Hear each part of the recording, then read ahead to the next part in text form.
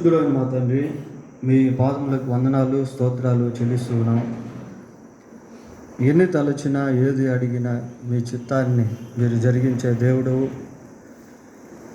కనుక మా జీవితంలో అన్ని విషయాల్లో మీ చిత్తాన్ని వెతికేవారముగా, మీపై ఆధారపడేవారముగా, మీ ద్వారా నడిపించబడేవారముగా, ప్రభువా మీ ద్వారా నేర్చుకునేవారముగా, మీ కాడి ఎత్తుకొని మీతో నడిచేవారముగా ఉండుటకు సహాయం చేయండి. మరొక పర్యాయము ఈ బైబిల్ అధ్యయనంలో మీ వాక్యాన్ని మేము ధ్యానం చేసుకుంటూ ఉండగా మీ వాక్యము ద్వారా మాతో మాట్లాడండి. ఈ సందేశంలో నుండి మేము ఏదైతే నేర్చుకోవాలో దానిని నేర్చుకున్నటకు మీ పరిశుద్ధాత్మ సహాయము మాకందరికీ దయచేయమని, ఈ సందేశం మాకును మా ద్వారా అనేకులకు దీవెనకరముగా చేయమని మా రక్షకుడైన యేసుక్రీస్తు పరిశుద్ధమైన నామములో ప్రార్థన చేస్తున్నాము తండ్రి, ఆమేన్.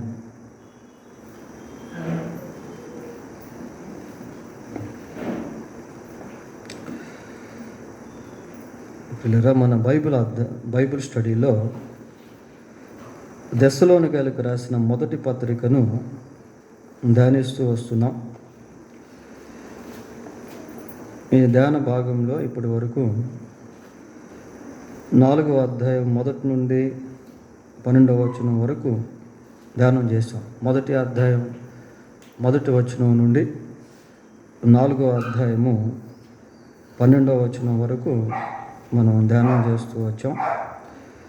ఈరోజు 13వ వచనం నుండి 18వ వచనం వరకు ధ్యానించబోతూ ఉన్నాం. దెస్సలోనికైలకు రాసిన మొదటి పత్రిక 4వ అధ్యాయము 13వ వచనం నుండి 18వ వచనం వరకు ఈరోజు మనం ధ్యానం చేయబోతూ ఉన్నాం. ఈ వాక్య భాగము చాలా ప్రాముఖ్యమైనది. సహజంగా దీన్ని ఆదరణ కూడికల్లో, జ్ఞాపకార్థ కూడికల్లో తరచుగా ధ్యానం చేస్తూ ఉంటారు. చాలా ప్రాముఖ్యమైనటువంటి ఎస్కటాలజికల్ అంటే జరగబో సంగతులకు సంబంధించిన విషయాలు దేవుడు ఇందులో పొందుపరిచాడు.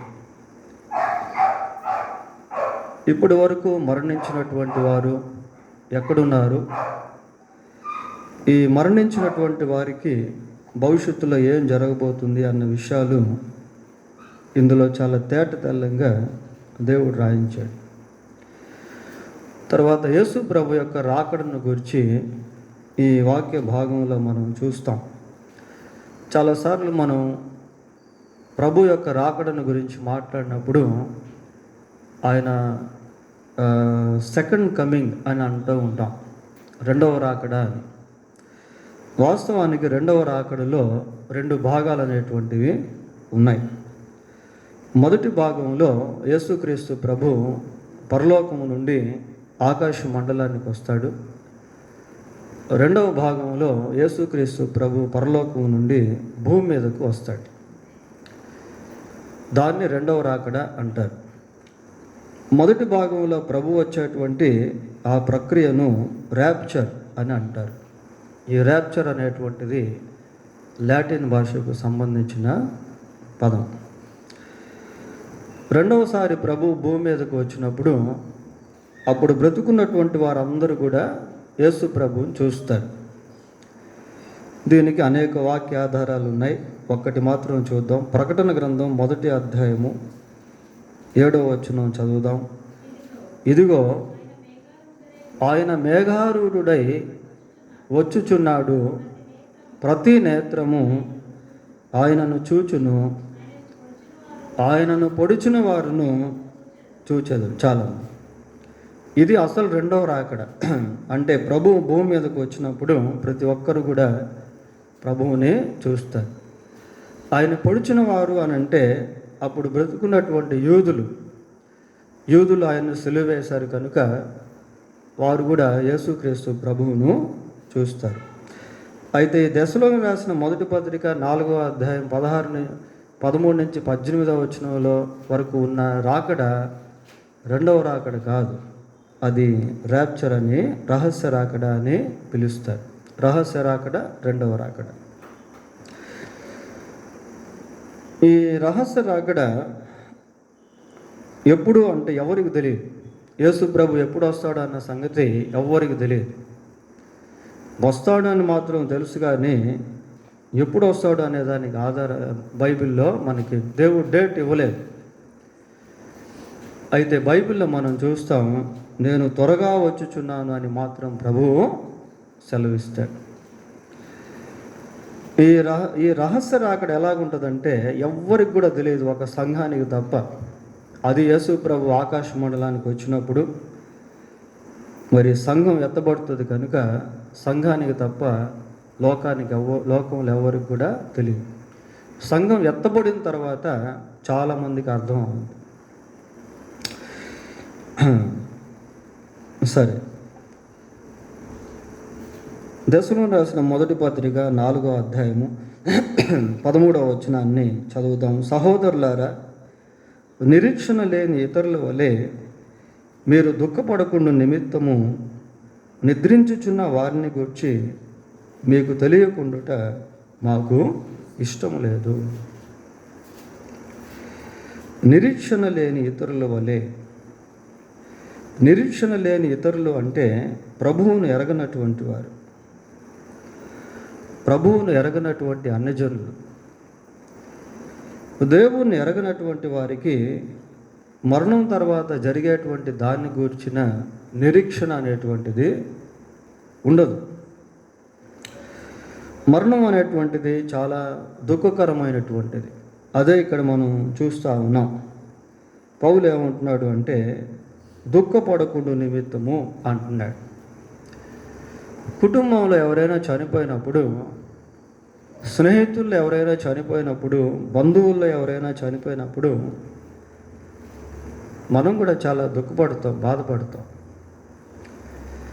కొన్నిసార్లు ఈ మరణ దుఃఖం ఎలాగుంటుంది అంటే కొద్దిమందికి సంబంధించిన వాళ్ళు చనిపోయినప్పుడు వాళ్ళ దేహాన్ని సైతం రక్తసిక్తం చేసుకుంటారు. అంటే ఆ బాధ తట్టుకోలేక గుండెలు బాదుకోవడం, బ్లేడ్లతో గీక్కోవడం, కత్తులతో పొడుచుకోవడం, ఇవన్నీ చేస్తారు. ఓల్డ్ టెస్టిమెంట్లో ఒక మాట ఉంటుంది, లేవియాకాండంలో ఏముంటుందంటే చచ్చిన వారి కొరకు మీ దేహము చీరుకొనకూడదు అని ఉంటుంది. చచ్చిపోయినటువంటి వారిని బట్టి మీ శరీరాన్ని గాయపరుచుకోవడం, చీరుకోవడం అనేది చేయొద్దు అని లేవియాకాండంలో దేవుడు రాయించాడు. లేవియాకాండం 19వ అధ్యాయం చదవక్కర్లేదు, కానీ 19:28లో ఆ మాట మనం చూస్తాం. కొన్నిసార్లు మరణం ఎలాగుంటుంది అంటే మరణించిన మనిషిని బట్టి అతన్ని ప్రేమించినటువంటి వాళ్ళు కూడా చనిపోతారు. అంటే అంత దుఃఖం అన్నమాట. అట్లాంటి కేసులు చాలా ఉన్నాయి. ప్రేమించిన భార్య చనిపోవడం వల్ల భర్త కూడా ఉరేసుకొని చనిపోవడం, లేకపోతే ట్రైన్ కింద పడి చనిపోవడం, లేకపోతే బాగా వృద్ధాపంలో ఉన్నటువంటి వారిలో ఎవరైనా ఒకరు చనిపోతే వారిని బట్టి ఇంకొకరు దిగులు పెట్టుకొని చనిపోవడం, ఆత్మహత్య చేసుకొని చనిపోవడం, ఇలాగా మనం సహజంగా చూస్తాం. అంటే మరణం యొక్క తీవ్రత అలాంటిది. అయితే పౌలు ఏమంటున్నాడంటే నిరీక్షణ లేని ఇతరుల వలె మీరు దుఃఖపడకుండా నిమిత్తము అంటున్నాడు. అంటే దేవుని ఎరగనటువంటి వారి జీవితాల్లో వారికి సంబంధించిన వారి విషయంలో నిరీక్షణ అనేటువంటిది లేదు. ఇప్పుడు అమెరికాకి ఎవరైనా వెళ్ళారనుకోండి, మనం అంత దుఃఖపడం. కొన్నిసార్లు బాధ కలిగిన ఏమనిపిస్తుంది, వాడు మళ్ళీ మనకు తిరిగి ఒకరోజు వస్తాడు అనిపిస్తుంది. అంత దుఃఖం అయితే ఉండదు. అట్లాంటిదన్నమాట ఈ ప్రభువునందు మరణించేటువంటి విధానం. ఇతరుల వరే మీరు దుఃఖపడకుండా నిమిత్తము నిద్రించుచున్న వారిని గూర్చి మీకు తెలియకుండా మాకు ఇష్టం. నిద్రించిన వారు అంటే చనిపోయినటువంటి వారు. ఇంకా బైబిల్ పరిభాషలో చెప్పాలి అని అంటే క్రీస్తునందు విశ్వాసం ఉంచి చనిపోయినటువంటి వారు. క్రీస్తునందు విశ్వాసం ఉంచి చనిపోయినటువంటి వారికి మరణం అనేటువంటిది నిద్రతో సమానం. మన ఇంట్లో ఎవరైనా పనుకున్నారనుకోండి, వాళ్ళ గురించి మనం ఏమైనా బాధపడతామా, దుఃఖపడతామా? దుఃఖపడం. ఎందుకు? నిద్రించినటువంటి వాళ్ళు, అంటే నిద్రపోతున్నటువంటి వాళ్ళు మళ్ళీ లేస్తారు. We have such kind of hope for sleeping people. అలా నిద్రపోతున్నటువంటి వారి విషయంలో మనకు ఆ నిరీక్షణ అనేది ఉంటుంది. క్రీస్తునందు విశ్వాసం ఉంచి చనిపోయినటువంటి వారు నిద్రించినటువంటి వారితో సమానం. అయితే వారు మరణించిన వారు ఎక్కడున్నారు, ఏం చేస్తున్నారు, మళ్ళీ వాళ్ళు ఎప్పుడు వస్తారు అనేది ఈ వాక్య భాగంలో పౌలు చాలా స్పష్టంగా తెలియజేశాడు. కనుక ఈ ప్యాసేజ్, వాక్య భాగం చాలా చాలా ప్రాముఖ్యమైనది. సరే, 14వ వచనానికి వద్దాం. యేసు మృతి పొంది తిరిగి లేచునని మనము నమ్మిన ఎడల అదే ప్రకారము యేసునందు నిద్రించిన వారిని దేవుడు ఆయనతో కూడా వెంట పెట్టుకొని వచ్చును. ఈ 13వ వచనంలో నిద్రించుచున్న వారిని అని చెప్పి కింద 14వ వచనంకి వచ్చేసరికి ఇంకొక పదం యాడ్ అయింది. ఏందది? యేసునందు నిద్రించిన వారు. పై భాగంలో యేసు అనే పదం లేదు. కింద వచనానికి వచ్చేసరికి యేసునందు నిద్రించిన వారిని అని మనం చూస్తూ ఉన్నాం. సరే, యేసు మృతి పొంది తిరిగి లేచనని మనము నమ్మిన ఎడల, ఇది అన్నిటికంటే ముఖ్యం ప్రియులారా. ఏంటి ముఖ్యము అంటే, యేసు ప్రభు మరణించి పునరుద్ధానుడై తిరిగి లేచాడు. యేసు ప్రభు మరణించి పునరుద్ధానుడై తిరిగి లేచాడు. ఇప్పటికీ చాలామంది ప్రభు యొక్క పునరుద్ధానం గురించి నమ్మరు. పునరుద్ధానం అనేటువంటిది ప్రజలు నమ్మకపోతే వారి యొక్క పునరుద్ధానమును గురించిన అవగాహన అనేది వారికి కలుగదు ప్రియులారా. ప్రపంచ చరిత్రలో ఇంతవరకు చనిపోయి తిరిగి లేచిన వారిలో ఒక యేసుక్రీస్తు ప్రభు తప్ప ఇంకెవ్వరు కూడా లేరు. యేసు ప్రభు మన పాపముల కొరకు మరణించి ఆయన పునరుద్ధానుడై తిరిగి లేచాడు. లూకా సువార్త 24వ అధ్యాయము, లూకా సువార్త 24వ అధ్యాయము 5-6 వచనాలను చదువుకో.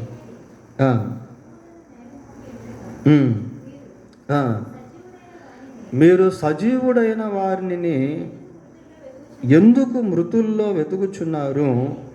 ఆయన ఇక్కడ లేడు, ఆయన లేచి ఉన్నాడు. ఎవరు చెప్తున్నారు ఈ మాటలు? సాక్షాత్తు దేవదూతలు చెప్తారు. సజీవుడైన వానిని మృతుల్లో ఎందుకు వెతుకుతూ ఉన్నారు? ఆయన ఇక్కడ లేడు, ఆయన లేచి ఉన్నాడు. యేసు ప్రభు యొక్క పునరుద్ధానానికి చాలా నిదర్శనాలు అనేటువంటివి ఉన్నాయి ప్రియులారా. మనం ఈస్టర్ రోజు ప్రభు యొక్క పునరుద్ధానం గురించి అనేక విషయాలు చూస్తాము. కొరింథీయులకు రాసిన మొదటి పత్రిక 15వ అధ్యాయం 6వ వచనంలో, అటు పిమ్మట 500కు ఎక్కువైన సహోదరులకు ఒక్క సమయమందే కనబడెను. ప్రియులారా, యేసుక్రీస్తు ప్రభు యొక్క పునరుద్ధానము బాహాటమైనది. అదేదో మర్మముగా, రహస్యంగా, మసగ్గా కనిపించినటువంటి విధంగా జరగలేదు.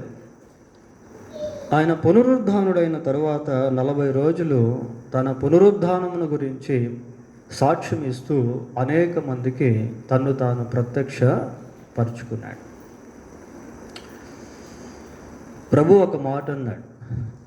ప్రకటన గ్రంథం 1వ అధ్యాయం 18వ వచనంలో, మొదటివాడను కడపటివాడను జీవించువాడను మృతుడునైతిని గాని ఇదిగో యుగయుగములో సజీవుడనై ఉన్నాను. యేసు మృతి పొంది తిరిగి లేచినని మనము నమ్మిన ఎడల, ఈ నమ్మిక అనేటువంటిది చాలా ప్రాముఖ్యం ప్రియులారా. యేసు నా పాపముల కొరకు మరణించి ఆయన సమాధి చేయబడి సజీవుడై తిరిగి లేచాడు అన్న ఆ విశ్వాసం అనేటువంటిది మన ఆత్మకు రక్షణ కలిగిస్తుంది. నమ్మినట్ల అదే ప్రకారము యేసునందు నిద్రించిన వారిని దేవుడు ఆయనతో కూడా వెంటబెట్టుకొని వచ్చును. యేసునందు నిద్రించిన వారు అంటే యేసుక్రీస్తునందు విశ్వాసం ఉంచి చనిపోయినటువంటి వారిని దేవుడు వెంటబెట్టుకుని వస్తాడంట. అంటే దీంట్లో అర్థం ఏంటి అంటే, యేసుక్రీస్తునందు విశ్వాసం ఉంచి చనిపోయినటువంటి వారు ఎక్కడికి వెళ్తున్నారు? దేవుని దగ్గరికి వెళ్తున్నారు, అంతే కదా. అదే ప్రకారము యేసునందు నిద్రించిన వారిని దేవుడు ఆయనతో కూడా వెంటబెట్టుకొని వచ్చును. ఆయనతో కూడా వెంటబెట్టుకొని వచ్చును అంటే ఆయనతో ఉన్నారు అని అర్థం.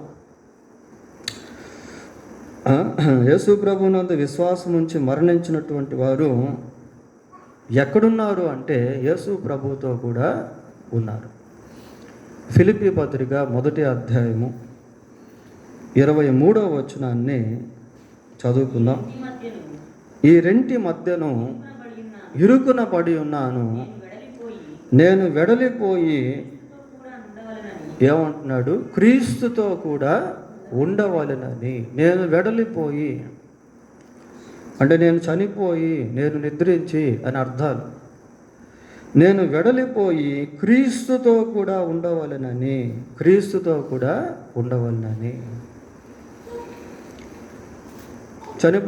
చనిపోయేటువంటి బందిపోటు దొంగతో యేసు ప్రభు అన్నాడు, నేడు నీవు నాతో కూడా అన్నాడు పరదైసులో.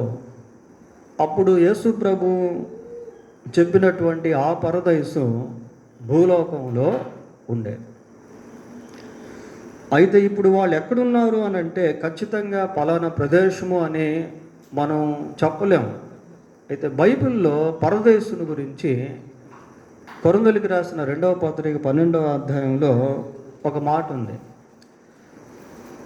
కొరింథీయులకు రాసిన 2వ పత్రిక 12వ అధ్యాయం 2వ వచనం చూడండి. క్రీస్తునందున్న ఒక మనుష్యుడు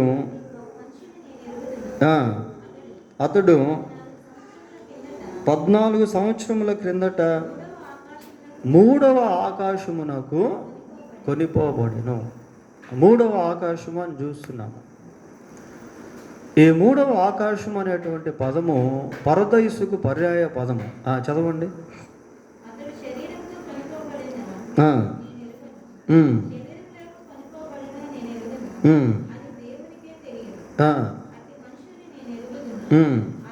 అతడు పరదైసులోనికి కొనిపోబడెను. చూడండి, అక్కడ పైనేమో 3వ ఆకాశము అన్నాడు, కింద పరదైసు అని అంటున్నాడు.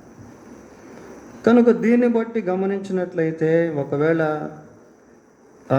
క్రీస్తునందు నిద్రించినటువంటి వారు 3వ ఆకాశంలో ఉన్నారేమో అన్నట్టు అనిపిస్తుంది. కానీ మనకి సంపూర్ణ వివరాలు దాని గురించి బైబిల్లో చెప్పబడలేదు. అయితే ఒకటి మాత్రం వాస్తవం ఏంటి అంటే, క్రీస్తునందు నిద్రించినటువంటి వారు క్రీస్తుతో కూడా ఉన్నారు. కానీ వాళ్ళకి ఇంకా పునరుద్ధానం రాలేదు. అది మాత్రం మనం మర్చిపోకూడదు. ఒక ప్రత్యేకమైనటువంటి ప్రదేశంలో ప్రభువునందు నిద్రించినటువంటి వారందరూ ఉన్నారు. అలాగని పరలోకంలో ఉన్నారా అంటే పరలోకంలో కూడా ఉన్నారని మనం చెప్పలేము. ఎందుకు అంటే పునరుద్ధానం కాకుండా పరలోకానికి ఎవ్వరు కూడా ప్రవేశించలేరు. ఒక్క యేసు ప్రభు మాత్రమే పునరుద్ధానుడై పరలోకమందు ప్రవేశించాడే తప్ప ఇంతవరకు ప్రభువునందు విశ్వాసం ఉంచిన విశ్వాసుల్లో ఎవరు కూడా పరలోకానికి వెళ్ళలేదు.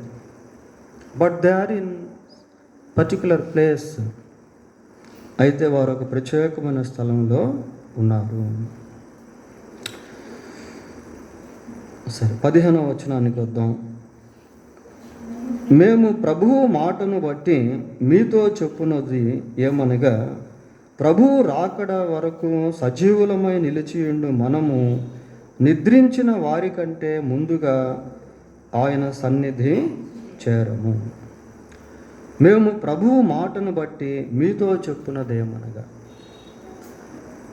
అంటే పౌలు తన ఇష్టానుసారముగా లేక ఏదో ఊహించి ఆలోచన చేసి ఈ మాటలు చెప్పట్లేదు.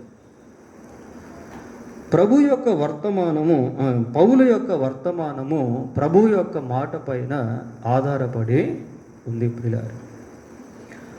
మరి యేసు ప్రభు ఎక్కడ చెప్పాడు పునరుద్ధానమును గురించి, లేక ఆయన రాకడను గురించి, తీసుకెళ్లేటువంటి దాని గురించి అని మనం ఆలోచిస్తే, ఒకసారి యోహాను సువార్త 14వ అధ్యాయము 2-3 వచనాలు చదువుదాం. నా తండ్రి ఇంట అనేక నివాసములు కలవు, లేని ఎడల మీతో చెప్పుదును, మీకు స్థలము సిద్ధపరచ వెళ్ళుచున్నాను. నేను వెళ్ళి మీకు స్థలము సిద్ధపరచిన ఎడల నేనుండు స్థలములో మీరును ఉండులాగున మరలా వచ్చి నా యొద్ద నుండుటకు మిమ్మును తీసుకొని పోవు. ఇది మూలవాక్యం ప్రియులారా. ఇది క్రీస్తు ప్రభు యొక్క రాకడకు, సంఘం ఎత్తబడుటకు మూలాధారమైనటువంటి వాక్యాల్లో ఇది కూడా చాలా ప్రాముఖ్యమైనది. అలాగే యోహాను సువార్త 11వ అధ్యాయము 25-26 వచనాలు చదువుదాం. యోహాను సువార్త. అందుకు యేసు, పునరుద్ధానమును జీవమును నేనే, నాయందు విశ్వాసముంచువాడు చనిపోయినను బ్రతుకును, బ్రతికి నాయందు విశ్వాసముంచువాడు ప్రతివాడును ఎన్నటికి చనిపోడు. ఇలాంటి ఎన్నో వాక్యాలు ఉన్నాయి ప్రియులారా. మేము ప్రభువు మాటను బట్టి మీతో చెప్పున్నదేమనగా అంటున్నాడు. అంటే వర్తమానానికి యేసు ప్రభు యొక్క మాటలు పునాదులుగా కనబడుతూ ఉన్నాయి. ఏమని చెప్తున్నాడు? ప్రభువు రాకడ వరకు సజీవులమై నిలిచియుండు మనము నిద్రించిన వారి కంటే ముందుగా ఆయన సన్నిధి చేరము. ఇక్కడ నిద్రించిన వారు, సజీవులు అనే 2 గుంపులను మనం చూస్తున్నాం ప్రియులారా. పునరుద్ధానం ఎలాగుంటుంది అంటే ఒక ఆర్డర్లో ఉంటుంది, ఒక వరుస ప్రకారంలో ఉంటుంది, ఒక వరుస క్రమంలో ఉంటుంది. ఆ వరుస క్రమంలో మొట్టమొదటిగా పునరుద్ధానుడు అయింది ఎవరంటే యేసుక్రీస్తు ప్రభు. ఆ వరుస క్రమంలో రెండవదిగా పునరుద్ధానం ఎవరికి అంటే క్రీస్తునందు ఉండి చనిపోయినటువంటి వారికి పునరుద్ధానంలో 2వ స్థానం అనేది ఉంటుంది. కొరింథీయులకు రాసిన మొదటి పత్రిక 15వ అధ్యాయము 20వ వచనం చదువుదాం. ఇప్పుడైతే నిద్రించిన వారిలో ప్రథమ ఫలముగా క్రీస్తు మృతులలో నుండి లేపబడి ఉన్నాడు. మృతుల్లో నుండి లేపబడి ఉన్నాడు, ప్రథమ ఫలముగా పిల్లాడు. ఆ తర్వాత 23వ వచనం కూడా చదువుదాం. ప్రతి వాడును తన వరుసలోనే బ్రతికింపబడును. ప్రథమ ఫలము క్రీస్తు, తరువాత క్రీస్తు వచ్చినప్పుడు ఆయన వారు బ్రతికింపబడు. క్రీస్తు వచ్చినప్పుడు ఆయన వారు బ్రతికించబడతారు. ఆ బ్రతికించబడేటువంటి వారిలో మొదటి గుంపు ఎవరు అంటే యేసుక్రీస్తునందు విశ్వాసం ఉంచి క్రీస్తునందు నిద్రించినటువంటి వారు మొదటిగా లేస్తారు ప్రియులారా. అసలు నిజంగా ఈ ప్యాసేజ్ చాలా అద్భుతమైంది.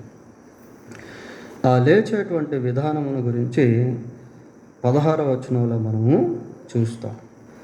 ఇక్కడ కొంచెం జాగ్రత్తగా మనం వాక్యానికి ఆర్భాటముతోను ప్రధాన దూత శబ్దముతోను దేవుని బూరతోను పరలోకము నుండి ప్రభువు దిగి వచ్చును.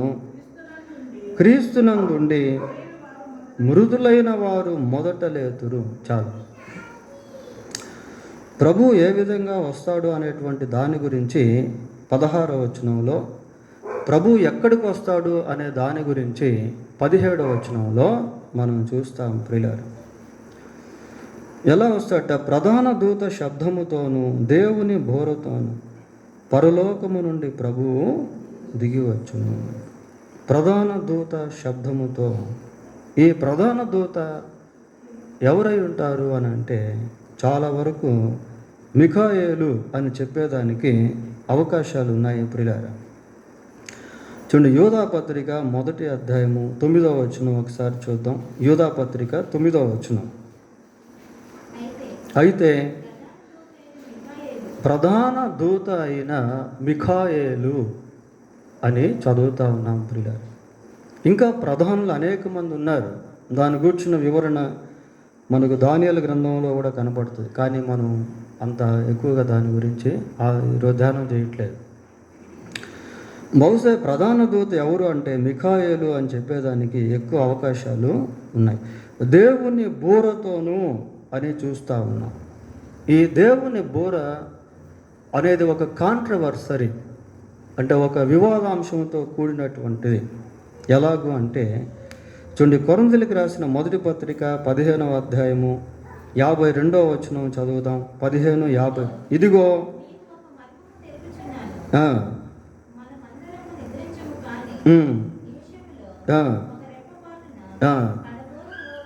కడబూర మ్రోగగానే అని చూస్తున్నాం. కడ అంటే అర్థం ఏంటి?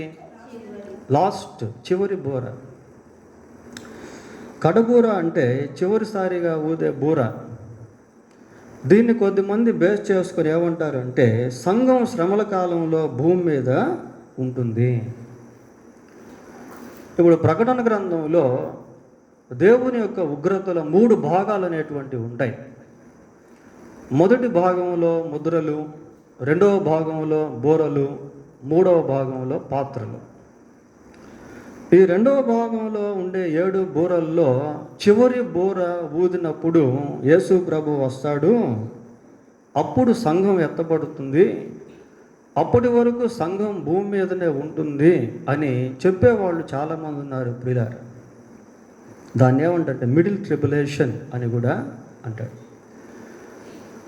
అంటే సంఘం భూమి మీద ఉండి శ్రమల కాలంలో చివరి బూర ఊదినప్పుడు ఎత్తబడుతుంది అంటారు. ఈ చివరి బూర ఎప్పుడు ఊదపడుతుంది అంటే ప్రకటన గ్రంథం 11వ అధ్యాయము 15వ వచనం చదువుదాం. 7వ దూత బూర ఊదినప్పుడు చాలు. అంటే అప్పటికే ఎన్నో తెగుళ్ళు, ఎన్నో నష్టాలు, ఎన్నో మరణాలు, ఎంతో కరువు ఈ 6వ అధ్యాయం నుంచి మనం చూస్తూ ఉంటాం ప్రకటన గ్రంథంలో. కాబట్టి దీన్ని బేస్ చేసుకొని కొరింథీయులకు రాసిన 1వ పత్రిక 15వ అధ్యాయం 52వ వచనాన్ని ఆధారం చేసుకొని కడబూర అంటే చివరి బూర, మరి శ్రమల కాలంలో 7వ బూర ఊదేంత వరకు భూమి మీద ఇంకా సంఘం ఉంటుంది, సంఘం శ్రమల గుండా వెళ్ళాల్సి వస్తుంది అని బోధించేటువంటి వాళ్ళు కూడా ఎంతోమంది ఉన్నారు. కానీ దానికి అంత వాస్తవమైన ఆధారాలు లేవు. ఎందుకంటే సంఘం ఎత్తబడేంత వరకు భూమి మీద దేవుని యొక్క ప్రచండ కోపం అనేది రాదు. దేవుడు సంఘానికి వాగ్దానం చేశాడు. ప్రకటన గ్రంథం 3వ అధ్యాయము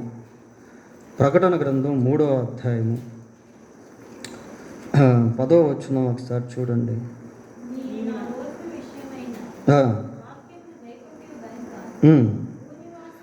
భూనివాసులను శోధించుటకు లోకమంతటి మీదకి రాబో శోధన కాలములో నేనును నిన్ను కాపాడేదను. లోకమంతటి మీదకి దేవుని యొక్క ఉగ్రత వస్తుంది ప్రియులారా. ఆ రోజుల్లో దేవుని ఉగ్రత సొదొమ గొమొర్రాల మీదకే వచ్చింది. మిగతా పట్టణాలన్నీ కూడా సేఫ్ అండ్ సౌండ్లో క్షేమంగా ఉన్నాయి. అయితే ఈసారి ప్రకటన గ్రంథంలో చెప్పబడే శ్రమలు భూలోకానికి సంబంధించినవి కనుక ఈ వచనాన్ని బట్టి, అలాగనే దశలోకి రాసిన 1వ పత్రిక 5వ అధ్యాయము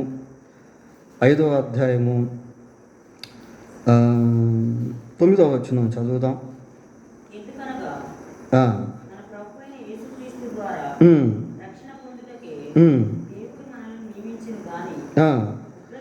ఉగ్రత పాలగుటకు నియమింపలేదు. ఈ వచనాన్ని బట్టి కూడా మనం గమనిస్తే శ్రమల కాలంలో సంఘం భూమి మీద ఉండేదానికి అవకాశం అనేది లేదు అని అర్థం ప్రియులారా. సరే, ఎనివో ఏదేమైనప్పుడు ఇక్కడ ఏమని చూస్తున్నామంటే, దేవుని బూరతోనూ పరలోకము నుండి ప్రభువు దిగివచ్చును. పరలోకము నుండి ప్రభువు దిగివచ్చును. యేసుక్రీస్తు ప్రభు మరి పరలోకంలో ఉన్నాడు. ఆయన శిష్యులతో మాట్లాడుతూ ఆరోహణమై పరలోకానికి వెళ్ళిపోయాడు.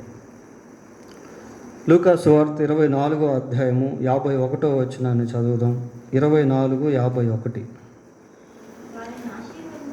వారిని ఆశీర్వదించుచుండగా ఆయన వారిలో నుండి ప్రత్యేకింపబడి పరలోకమునకు ఆరోహణుడాయను. పరలోకమునకు ఆరోహణుడు ఆయను. అలా పరలోకమునకు ఆరోహణుడైనటువంటి ప్రభువు పరలోకము నుండి దిగి వస్తా ఉన్నాడు. ఎక్కడికి వస్తాడు ప్రభువు అనంటే, ఆ 17వ వచనంలో మనం చూస్తాము, ఏకముగా ప్రభువును ఎదుర్కొనుటకు ఆకాశ మండలమునకు మేఘముల మీద కొనిపోకూడదు. అంటే ఆకాశ మండలానికి వస్తాడు. పరలోకము నుండి ప్రభువు దిగి ఆకాశ మండలానికి వస్తాడు ప్రియులారా. సరే, మళ్ళీ 16వ వచనంలో చూద్దాం. పరలోకము నుండి ప్రభువు దిగి వచ్చును, క్రీస్తునందు ఉండి మృతులైన వారు మొదట లేదు. మళ్ళీ వచనం రిపీట్గా మనం చదువుతూ ఉన్నాం ప్రియులారా. క్రీస్తునందు ఉండి మృతులైన వారు మొదట లేదు. క్రీస్తునందు ఉండి అంటే, ఇందాక మనం ఆల్రెడీ 14వ వచనంలో ఒక మాట చూసాం. ఏమని చూసాం? యేసు మృతి పొంది తిరిగి లేచినని మనము నమ్మిన ఎడల. అంటే క్రీస్తునందుండి మృతులైన వారు అంటే యేసు ప్రభువును విశ్వసించిన వారు, యేసు ప్రభు యొక్క రక్తంలో కడగబడినటువంటి వారు, యేసు ప్రభు ద్వారా పాపక్షమాపణ పొందినటువంటి వారు, మారు మనసు పొందినటువంటి వారు. ఇది కేవలం సంఘానికి సంబంధించిన. దీంట్లో ఓల్డ్ టెస్టిమెంట్ సైన్స్ అంటే పాత నిబంధన భక్తులు దీంట్లోకి రావట్లేదు ప్రియులారా. వాళ్ళ పునరుద్ధానం వేరుగా ఉంటుంది. ఇది సంఘానికి సంబంధించినటువంటి పునరుద్ధానం. క్రీస్తునందుండి మృతులైన వారు, క్రీస్తునందు విశ్వాసం ఉంచి చనిపోయినటువంటి వారు మొట్టమొదటిగా తిరిగి లేస్తారు. 17వ వచనం. ఆ మీదట సజీవులమై నిలిచియుండు మనము వారితో కూడా ఏకముగా ప్రభువును ఎదుర్కొనుటకు ఆకాశ మండలమునకు మేఘముల మీద కొనిపోబడుదుము. ఆ మీదట సజీవులమై నిలిచియుండు మనము వారితో కూడా, ఎవరితో? క్రీస్తునందుండి మృతులైన వారితో కూడా, క్రీస్తునందుండి మృతులై తిరిగి లేచిన వారితో కూడా, తిరిగి లేచిన వారితో కూడా. అంటే ఇప్పుడు క్రీస్తునందుండి మృతులైనటువంటి వారు క్రీస్తు ప్రభు దగ్గర ఉన్నారు. ఆయన ఎప్పుడైతే వస్తాడో ఈ తిరిగి లేచేటువంటి అనుభవంలో వారంతా ఆత్మలు అన్నమాట. వాళ్ళకి ఇంకా శరీరాలు రాలేదు, శరీరాలు రాలేదు. ప్రభువు ఎప్పుడైతే ఆకాశ మండలానికి వస్తాడో ఆయన తీసుకొచ్చేటువంటి ఆత్మలు నూతన శరీరాన్ని ధరించి ఈ పునరుద్ధానములో పాలు పంపులు పొందుతారు పిల్లలు. అప్పుడు వస్తాయి వాళ్ళకి శరీరాలు, అప్పుడు వస్తాయి వాళ్ళకి శరీరాలు.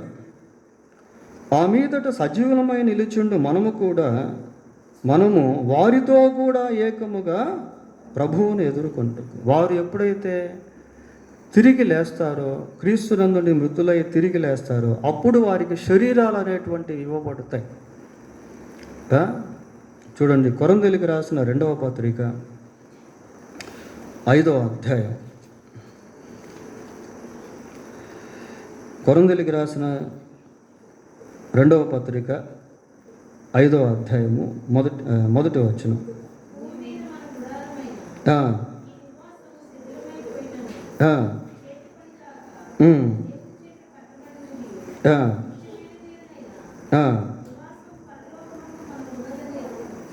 ఇక్కడ నివాసముల గురించి చూస్తూ ఉన్నాం ప్రియులారా.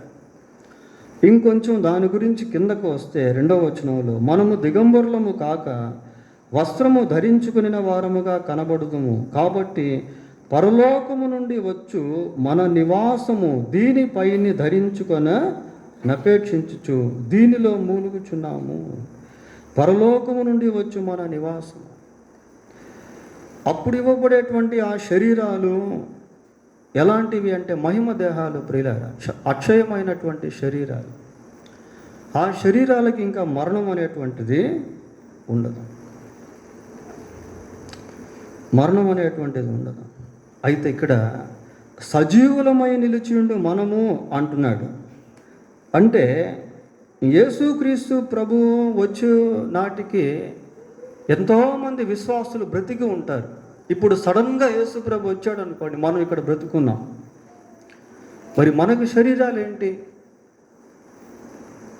మనకు శరీరాలు ఏంటి అంటే ఈ శరీరాన్ని దేవుడు అక్షయ శరీరంగా మారుస్తాడు. అంటే ఈ మట్టి ఇట్లాంటి శరీరం కాదు. కొరింథీయులకు రాసిన మొదటి పత్రిక 15వ అధ్యాయంలో ఈ చనిపోయినటువంటి వారిని గురించి మాట్లాడుతూ ఆ రోజుల్లో చాలామందికి ఒక సందేహం వచ్చింది. ఏమని వచ్చింది అంటే, మరి చనిపోయారు కదా మృతులు, వాళ్ళకి ఎటువంటి శరీరం వస్తుంది అనే ప్రశ్న వచ్చింది. ప్రియులారా చూడండి ఒకసారి, కొరింథీయులకు రాసిన మొదటి పత్రిక 15వ అధ్యాయం 35వ వచనం. అయితే మృతులు ఎలాగూ లేతురు, వారెట్టి శరీరముతో వత్తురని ఒకడు అడుగు. ఏ శరీరంతో వస్తారు వాళ్ళు? మృతులు అసలు ఎలాగ లేస్తారు? మృతులైనటువంటి వారు లేచినప్పుడు వారికి దేవుడు ప్రత్యేకమైనటువంటి నూతన శరీరాలను ఇస్తాడు. ప్రభువు వచ్చినటువంటి సమయంలో సజీవులుగా ఉన్నటువంటి వారి దేహాల్లో మార్పు అనేటువంటిది దేవుడు కలిగిస్తాడు. ఆ శరీరం ఏంటి అంటే చూడండి, కొరింథీయులకు రాసిన మొదటి పత్రిక 15వ అధ్యాయము 53వ వచనం చదువుతాం ప్రియులారా. క్షయమైన ఈ శరీరము అక్షయతను ధరించుకొనవలసి ఉన్నది. క్షయమైన ఈ శరీరం అంటే యేసు ప్రభు భూమి మీదకు వచ్చినప్పుడు ఎవరైతే సజీవంగా బ్రతికుంటారో ఆ క్షయమైనటువంటి శరీరాలు ఏం ధరిస్తాయట? అక్షయతను ధరిస్తాయి. అక్షయత అంటే క్షయము అంటే నశించిపోయేది, అక్షయము అంటే నశించనిది, మరణము లేనిది. చదవండి. మర్త్యమైన ఈ శరీరం, మర్త్యమైనదంటే ఇది మట్టి దేహం, అమర్త్యతను ధరించుకొనవలసి ఉన్నది. ఈ క్షయమైనది అక్షయతను ధరించుకున్నప్పుడు, ఈ మర్త్యమైనది అమర్త్యతను ధరించుకున్నప్పుడు విజయమందు మరణము మృంగివేయబడెను అను వాయబడిన వాక్యము నెరవేరును. నెరవేరును అంటే అర్థమైంది. ఇంకా జరిగిందనే, జరగలేదనే? జరగలేదు. అంటే యేసు ప్రభు ఆకాశ మండలానికి వచ్చినప్పుడు సజీవముగా ఉన్నటువంటి విశ్వాసుల యొక్క శరీరాలు మార్పు చెందుతాయి కనుక వారికి మరణం అనేటువంటిది లేకుండానే వాళ్ళు ఎత్తబడతారు. విజయమందు ఏం మింగివేయబడింది? మరణం మింగివేయబడింది. They have no even first death. వారికి మొదటి మరణం కూడా లేదు ప్రియులారా, మొదటి మరణం కూడా ఉండదు. మొదటి మరణం కూడా వారికి ఉండదు. ఫిలిప్పీలకు రాసిన పత్రిక 3వ అధ్యాయము 20-21 వచనాలు చదువుదాం. మన పౌరస్థితి పరలోకమందు ఉన్నది, అక్కడ నుండి ప్రభు అయిన యేసుక్రీస్తు అను రక్షకుని నిమిత్తము సమస్తమును ఆయన మన దీన శరీరమును తన మహిమగల శరీరమునకు సమరూపము గలదానిగా మార్చును. అట్లా మారుస్తాడు ప్రియులారా. ఈ దీన శరీరాన్ని మహిమ శరీరంగా మారుస్తాడు. ఈ మహిమ శరీరం కూడా ఎలాగుంటుందంటే తన శరీరమునకు సమరూపము గలదానిగా మార్చేస్తాడు. ఇంకా దానికి మరణం అనేది ఉండదు. సజీవులమై నిలిచియుండు మనము వారితో కూడా ప్రభువును ఎదుర్కొనుటకు ఆకాశ మండలమునకు మేఘముల మీద కొనిపోబడుదుము. మేఘముల మీద కొనిపోబడుదుము. ఇక్కడ ఒక మాట మనం చదువుతున్నాం, ఏంటి అంటే వారితో కూడా ఏకముగా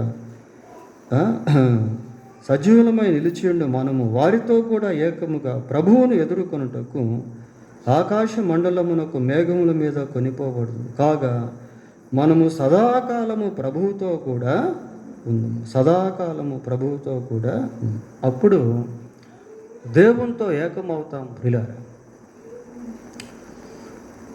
ఎవరెవరు ఏకమవుతారు అంటే, అప్పటి వరకు క్రీస్తునందు ఉండి చనిపోయినటువంటి వారు తిరిగి లేస్తారు.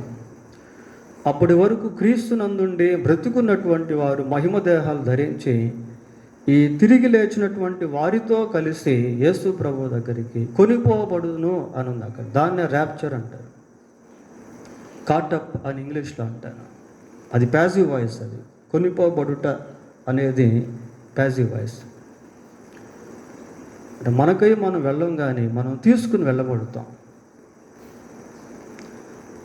అలా చెప్పి చివరికి 18వ వచనంలో అంటున్నాడు, కాబట్టి మీరు ఈ మాటల చేత ఒకరినొకడు ఆదరించుకొనడు.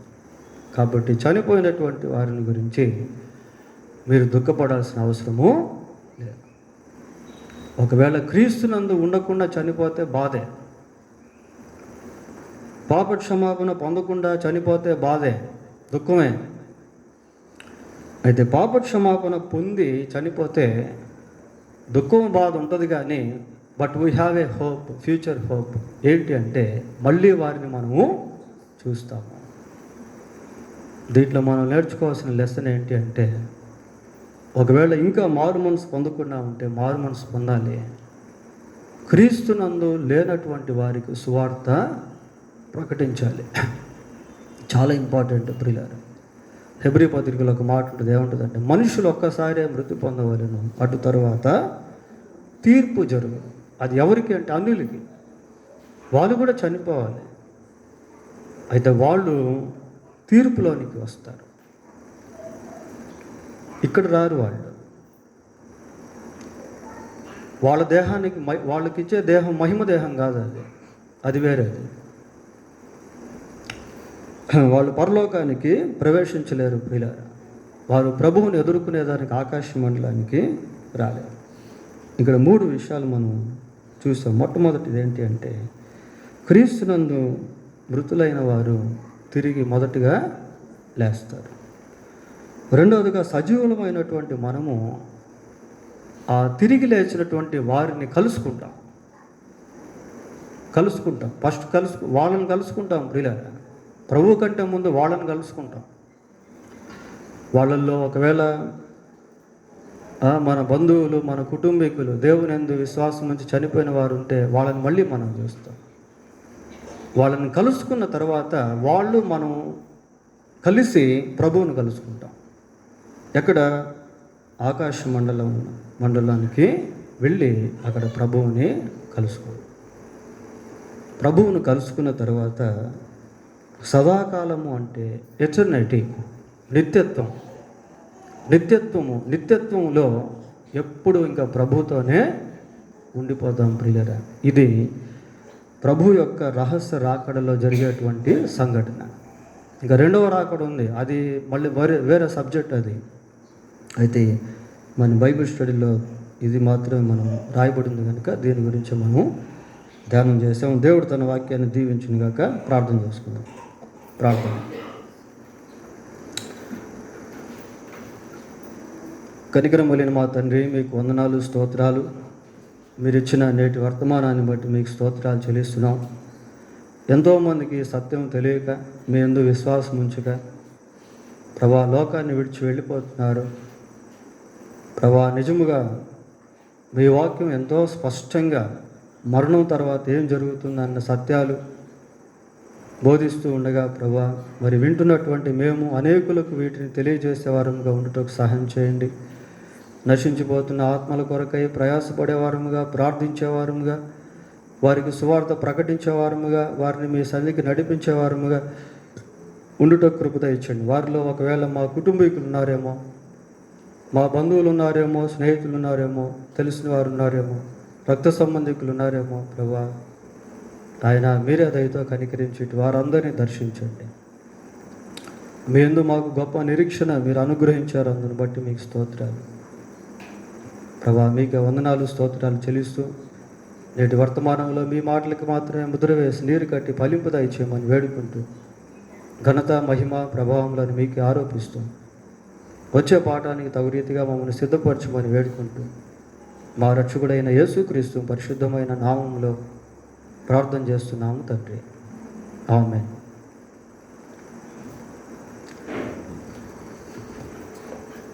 ఒక అనౌన్స్మెంట్ ఉంది.